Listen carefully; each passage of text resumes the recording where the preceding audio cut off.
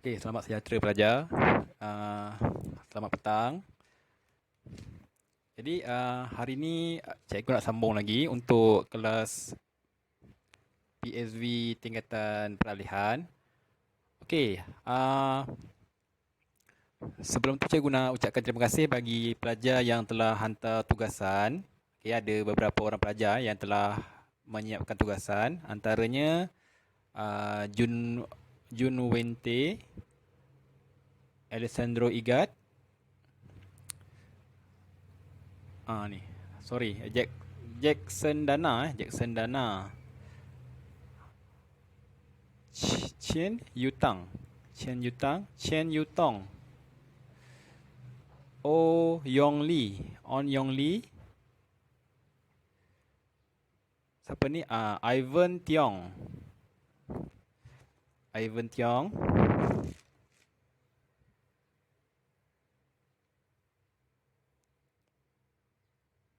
Arun.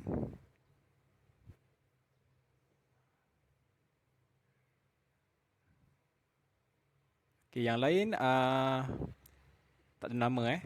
Jadi secara keseluruhan cikgu komen keseluruhan dulu. Kamu masih perlu banyak lagi latihan dari segi menggambar rupa dan bentuk objek. Okey, contohnya cikgu pilih satu contoh karya ni. Ini antara karya yang bagi cikgu memuaskan. Taklah, belum lagi dalam level yang bagus, tapi dia pertengahan lah. Level dia middle, pertengahan. Jadi kalau karya ni, ini siapa punya? Sekejap, cikgu tengok. Ini Jun Wente. Okey. Dari segi rupa geometri, dia menepati rupa. Kalau kita tengok bentuk sfera ni, bentuk bulat, bentuk dia, lonjong dia, saya rasa betul dia follow step yang saya dah bagi tu. Kena buat segi empat dulu, kemudian tandakan pada bahagian tengah-tengah tu, tandakan setiap titik sebelum kamu nak buat bulat tu, jadi panduan dia betul. Jadi bentuk bulat ni betul, dia menepati. Kemudian bentuk segi empat pun dia menepati bentuk yang saya tetapkan. Dan yang ketiga, rupa segitiga, triangle. Dari segi bentuk,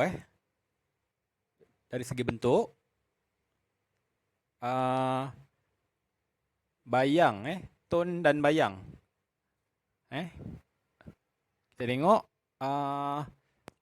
nampak ada perbezaan tone daripada tone cerah, sederhana dan gelap. Dan pastikan antara tone tu, kalau boleh jangan ada gap. Maksudnya dia kena bercampur. Kena ada jangan ada terlalu banyak gap daripada tone cerah ke sederhana dan ke gelap. Nampak macam dia bercampur lah, ada kesinambungan.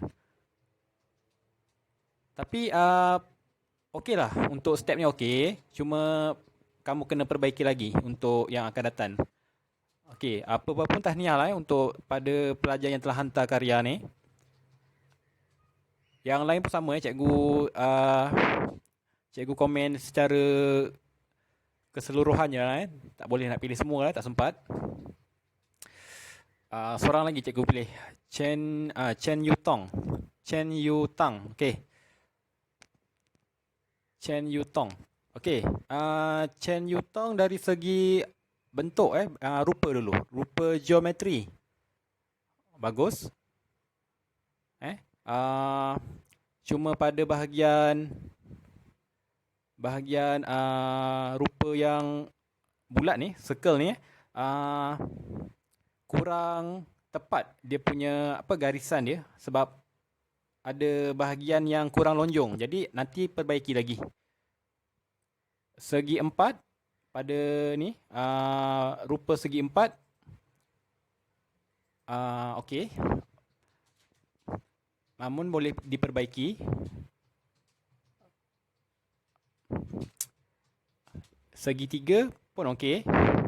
Kemudian pada bahagian bentuk pula, bentuk. Perbaiki lagi penggunaan jalinan dan aplikasi garisan untuk menimbulkan tone. Sebab kat sini saya hanya nampak satu tone saja, tak ada tone yang sederhana dan gelap. Dia hanya gunakan satu tone. Jadi kalau boleh tambahkan lagi tone supaya nampak perbezaan daripada cerah, sederhana dan gelap. Okey. Dan yang lain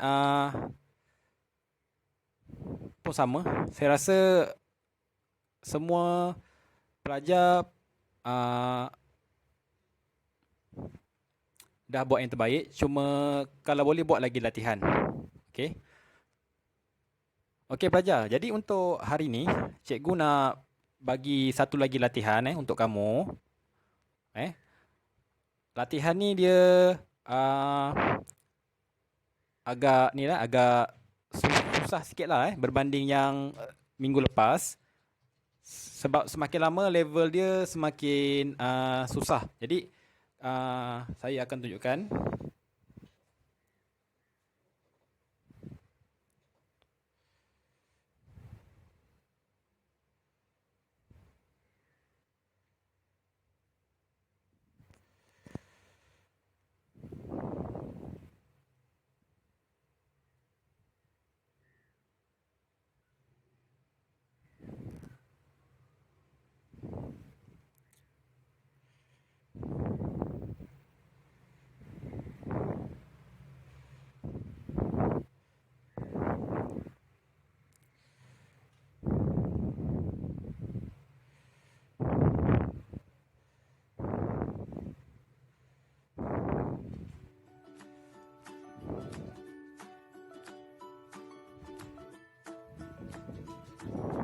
Okey.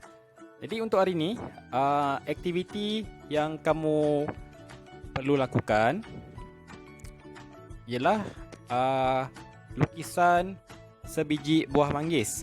Jadi kamu perhatikan demo yang cikgu dah buat. Ini adalah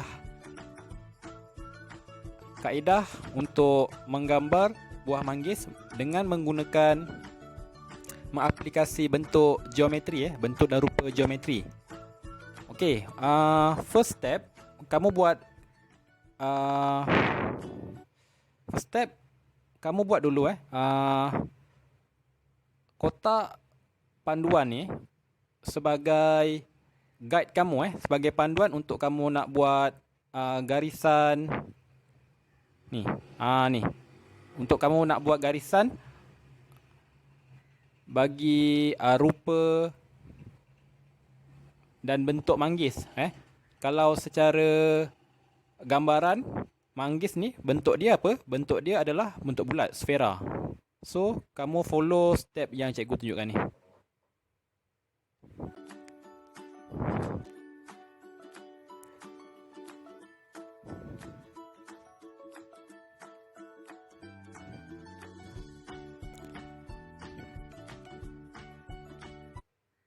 Okey.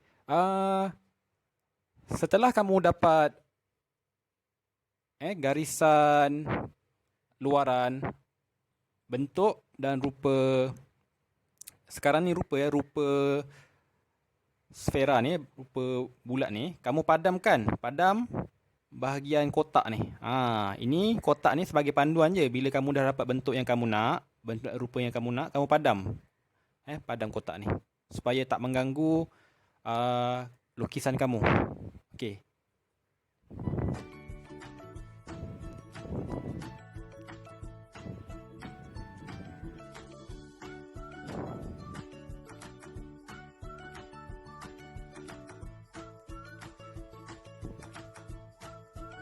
Okey, kemudian kamu buat bahagian kita panggil apa kalau bahagian manggis, bahagian tangkai ni, pucuk dia tangkai tu. Kelopak yang bahagian antara pucuk manggis tu. Okey. Kamu boleh rujuk gambar manggis di Google, kemudian kamu boleh pindahkan dia punya gambaran tu pada bahagian atas buah manggis ni supaya kita dapat gambaran sebenar buah manggis. Okey. So sekarang ni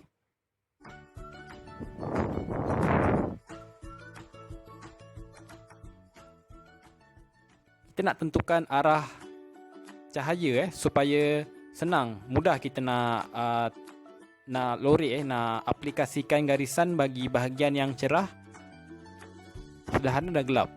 Jadi cikgu gunakan garisan condong dan garisan silang pangkah.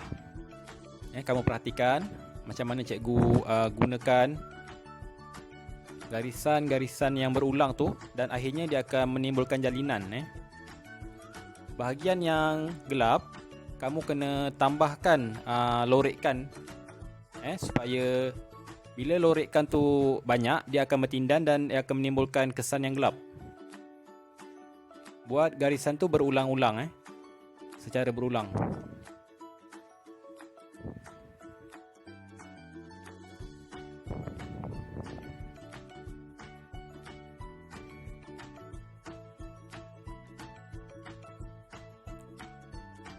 Sebagai panduan kamu pelajar, andai kata kamu nak buat bentuk dan rupa buah manggis ni, jika first try kamu tak jadi, okey, boleh cuba lagi jangan putus asa, sebab ini adalah latihan. Jadi bila tak jadi, cuba lagi, ulang kali sampailah jadi. Memang first try memang kadang-kadang tak jadi, dia kena ulang banyak kali.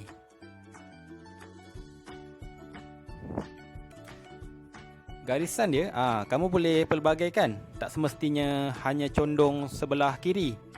Kamu boleh gunakan condong tu pindahkan ke sebelah kanan pula. So dia akan jadi silang pangkah. Dia akan jadi macam bentuk X.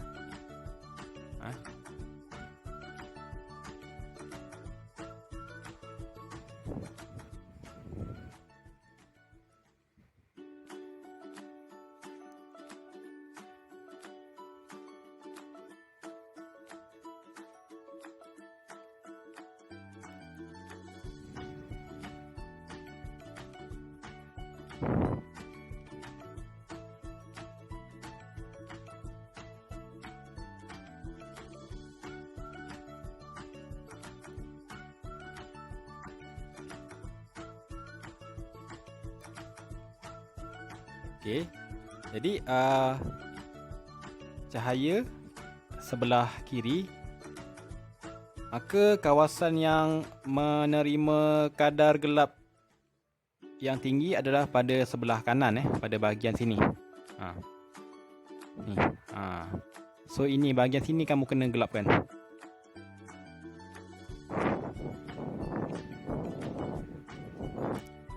Untuk lukisan ni cikgu gunakan pensel mechanical 2B. Kalau kamu ada pensel 2B yang biasa pun boleh juga.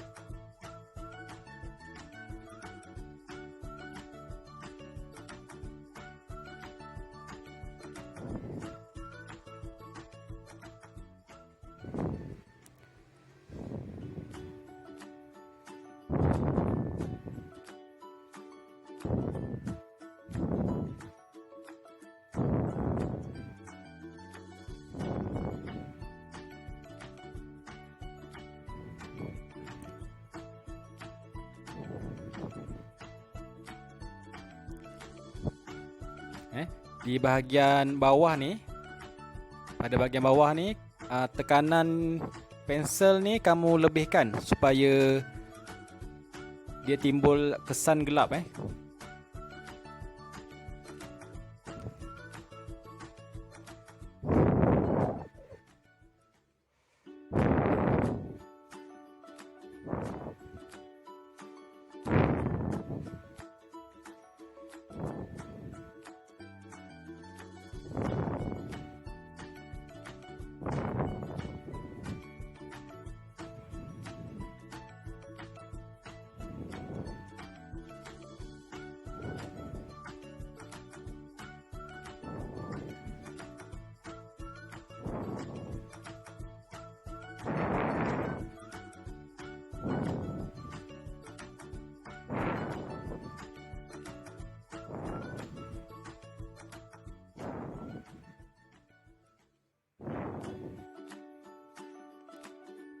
Tujuan kita buat jalinan ni supaya kita nak timbulkan bentuk objek tu Kalau yang ni objek buah-buahan lah kan, kita nak timbulkan bentuk sfera tu. Sebab tu kita perlukan jalinan. Kalau hanya outline luaran, kita tak nampak bentuk lengkung buah tu Jadi ini adalah tujuan kenapa kita lorek menggunakan garisan untuk timbulkan jalinan bagi menimbulkan bentuk dan rupa buah yang kita lukis ni.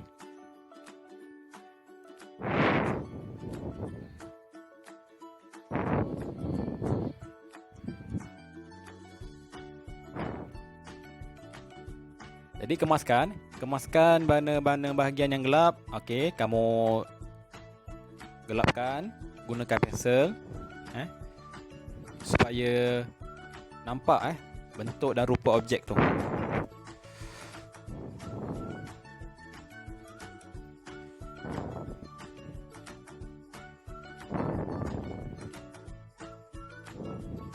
Okey, yang terakhir sekali adalah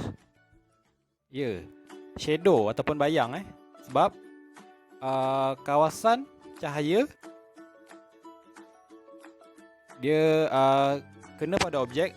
Jadi objek tu dia akan menerima bayang-bayang. Jadi bagian bayang ni kamu ikut bentuk objek. Kalau objek tu bulat, jadi bayang-bayangnya pun bentuk bulat. Kamu follow step yang cikgu tunjukkan ni. Okey.